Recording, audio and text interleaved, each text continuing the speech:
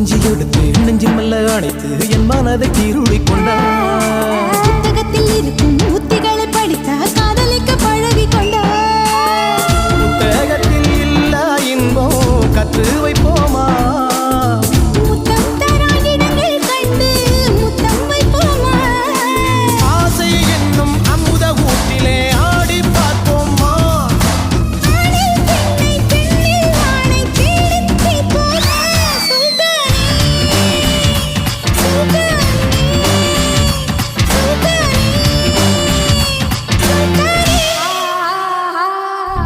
தொட்டு தொட்டு பேசும் சுல்தானா, தொட்டவுடன் நெஞ்சில் தில்லானா.